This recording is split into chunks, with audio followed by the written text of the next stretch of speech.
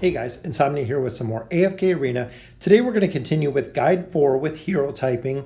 Every hero in the game has classifications beyond just the generic tank, support, damage dealers. This guide does not include every single hero. I know there are some heroes here and there that might be left out or don't have quite an impact. So this hero guide does not have every single hero. But knowing the subclassifications of heroes, their skills, their signature items, really knowing what they can offer and the potential fit into team compositions is what the guides are for. We're going to get into the formation building pretty soon, but the two that I wanted to go over today are the opening heroes, heroes that have a very significant opening ability, and also the zone control heroes to help better CC. So we get into the opener heroes, and their opener heroes are essential opener combination of skills that activate when entering the battle. Heroes with a highly impact opener sequence or skill tends to form a powerful synergy with Leica with her opening skill of Awe, which does a team buff, energy, and haste, which is she's the only hero that actually brings those two things. Typically, they lose power during the duration of the match, whether it's directly or indirectly. Every hero in the game technically has an opener, but understanding where the burst teams come in or the burst opening heroes are can help you build a more effective team. So we're going to go ahead and look through the heroes. And the first one, of course, we wanted to look at was Leica with her Awe ability. At the beginning of battle, she gallops, raising their morale that increases their attack speed and their energy, restores 70 energy points for Leica and her allies, or restores up to 100 points. So energy and attack speed. Not only is the attack speed going to build more energy faster, but she's giving energy when she enters the battle, making her a very, very big opener. The next one we want to look at, of course, is Athalia. She is one that really goes on burst DPS because when you look at her judgment ability combined with the purging frenzy, are the two big attacks at the very beginning. A lot of times, if she is powerful enough, she can take out a single target right off the bat, which is usually a caster or a high priority CC target. She can actually just destroy them right off the bat with a combination of those two abilities. She'll actually use Judgment, descend, hit the target, and then you'll see him actually spin, leaving a stun on the target up to 3 seconds from the target that she used her opening ability on. The next one we look at is Zolrath, which he has the doppelganger ability, which is right up here. Zolrath and his future self deal 50% damage multiple times to an enemy. The final two attacks on the enemy deal 180% damage.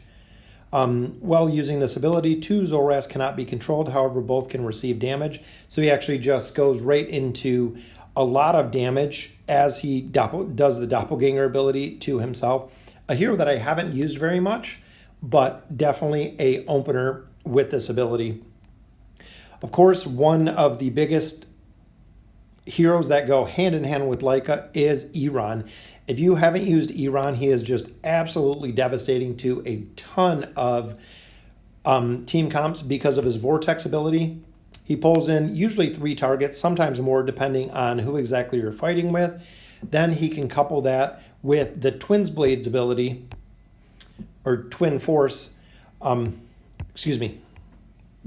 Twin Force ability, which he slows the target, so he actually hits all the targets that he pulls in are slowed for 4 seconds. Usually by that time, he can use his ultimate Elemental Surge, which sends an ice tornado right through the enemies. So the combination of him and Leica, if you've watched any of my Wilder videos, is just absolutely devastating. A majority of the time, we can kill 2 or 3 targets as long as it's not Brutus with his immunity. By the time, within the first 5 to 7 seconds, we can usually take down a lot of the heroes that are in the battle. Next one we look at is Titus. Again, another hero that I haven't really used very much. But his ability is the Frenzied Strikes with the Battle Howl. So Battle Howl makes enemies flee, which is kind of like a fear, kind of like a stun. Your enemies will actually run to the back of the arena and just kind of sit there, combined with the Dismember ability, which is, I apologize, with the Battle Howl with the Frenzied Strike. Titus slices the enemy standing in front of him and a vicious 5-stage attack, dealing 60% damage per attack to the target. And it does a the enemy target suffers 65% damage over 8 seconds. So it puts a bleed on them, really nullifying a majority of the healing that heroes can get with his Frenzied Strike ability. The next one we want to look at is Nara, which of course she is another huge opener because of her Impale ability. So she'll actually target the hero opposed to her, just like Athalia, pull it over right to her side, and then she goes right into the Dismember. Hits the enemy several times, leaving them stunned for several seconds, proceeding to attack them multiple times. So she actually knocks down the enemy if you've seen the ability, kicks them a couple times while they're down. But again, a huge, huge opener, and this is something that she uses right at the beginning of the battle. Another hero that I'm really considering possibly getting rid of, which is Gorvo, his Hellspawn ability with his Dive Bomb. So when you look at his Dive Bomb ability, assaults his enemies by leaping in the air and dive bombing into the midst, inflicting damage, also leaving them stunned. Combined with that is the Hellspawn ability, which I believe is Hellspawn and Dive Bomb. So his Shell Shock ability, or his Battle Cry ability, taunts the enemies. So he actually groups up all of the enemies and stuns them with the Shell Shock ability. And then he has the Shell Shock, which is his giant AoE hammer, again leaving them stunned. So he has a lot of stuns that are opener, giving the rest of your teams the ability to just absolutely destroy the targets that he has stunned. Another hero that I actually just picked up on the Mauler account is Warwick. Warwick has the Bone Breaker ability. Targets the weakest enemy in his vicinity, throws them backwards over his head, so he does alter the formation quite a bit, but again, stuns and greatly reduces the enemy target's defense. So if he's picking up a tank, does a lot of damage, but then combining that with his Bloodlust ability, which is right up here, he unleashes a multi-strike attack that interrupts and knocks back his target, dealing 65% damage. Damage received is reduced by 80%, so not only does he survive quite a bit more when he uses his Bloodlust ability, but it does a ton of damage with the multi-strike attack. And the final opener that we do have is, of course, K-Sauce. His Throwing Axe ability, very, very early, can do a ton of damage, especially if you have his signature item unlocked. And if he's throwing his throwing axes multiple times, signature item definitely buffs that a ton. Combined with his concentration ability. Normal attack, they hit multiple enemies when they get too close to him. His defense rating is up. If he is far away from enemies, the attack rating is up to level 4, which is 20%. So if he's throwing his axes 3, 4, 5 times, absolutely just devastates the back row very, very early on in the stage, making him vital as an opener hero. So that concludes the opener heroes. Now we're going to take a look at one other one that I like, which is the zone control heroes.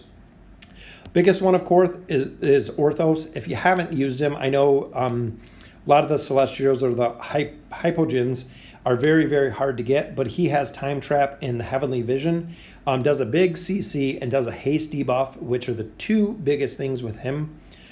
He is just an absolute phenomenal hero, especially coupled with a lot of different formation combinations, as you'll see in the future. Another one, of course, is Taylene with her Phoenix Rising ability. Because when she turns into a fireball, she recovers her hit points when she's reborn. If you haven't used her, most of the time she's on the other side of the battle. So she'll actually be on the enemy side when she uses the ability, when she dies. Once she pops back up, everybody goes right back to her. So really controlling a lot of the battle because they bring it right back to her. She keeps a lot of damage off of the back line, especially with her heal ability, which is absolutely phenomenal, but keeps everything on her side. Next hero we look at is Lucius with his Winged Protector. The Winged Protector is actually an energy buff, which is his signature item. I think the only one that we're looking at with the signature item, just because of the energy debuff, that's what makes him such a huge, huge key hero. A lot of people say he's the best hero in the game. I think he's definitely the best tank in the game. Enemy heroes have their energy recovery effects reduced by 90% for 4 seconds. So very, very zone controlling, very stalling of the heroes, because this actually hits a small area around the target. So if he can reduce the energy of all of these different heroes through debuffs and through crowd control, he is definitely a zone controlling hero. A couple more that we want to look at is one that I'm really considering that I haven't used is Almas. Almas does a root, which Withering Roots. Almas uses roots to entangle nearby enemies, causing 120% damage to them. Enemies that are entangled cannot use attacks. So similar to Arden, his root ability is just absolutely devastating to teams because they can't do anything. They have no energy regen. They just sit there because they cannot attack and just stay there rooted. Another one is Azazel, which up here through his fissure ability, which I believe is right here, cause an explosion that burns the ground. Any damage, enemies take damage when they're standing there, reduces the attack rating of enemies standing on burning ground by 40%. Absolutely huge when it comes to the debuffs. Usually you have a couple heroes because the fissure area is not very small. It's a pretty decent area. So he definitely excels in formations against really heroes that need to scale. The ones that need time to build up, he can actually nullify that between his two abilities, the fissure ability and the ability to feeble mind.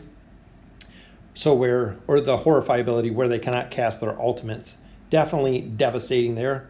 Gorvo's battle cry is another one, which I know we looked at Gorvo before, and that's why a lot of people like him. His battle cry ability just brings all the heroes to him because he taunts them. He is one of the only heroes that have an actual taunt.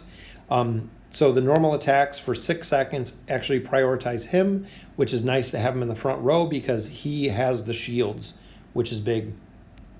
The final hero that we're going to look at, and a lot of people don't use, is Isolde.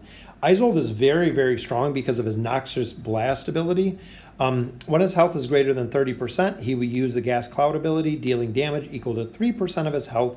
So the higher his health, the more damage this thing is going to do. Noxious Explosion occurs every 6 seconds, dealing 190% damage and leaving them stunned for 3 seconds.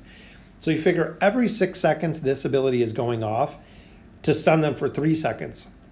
So there's only going to be a 3-second window when heroes are able to do anything because he is going to continuously be stunning them.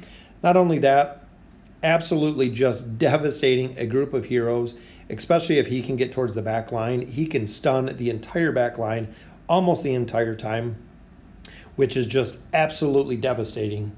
So overall in this video, we went over the opener heroes and the zone control heroes. We just have a couple more guides and then we'll get into the formation building and you'll see where it's all kind of tied together. But let me know in the comments what you guys think. And like I said, it doesn't include every single hero. We're not going to sit and just go through all of the heroes, but making sure that you know that and understand the hero types, what they can offer, where they can fit into team comps. When we start getting into making formations and the shells, heroes that really go together, it will make a big difference. So let me know in the comments what you guys think. This is the 4th in the series of guides. And as always, thank you guys for watching.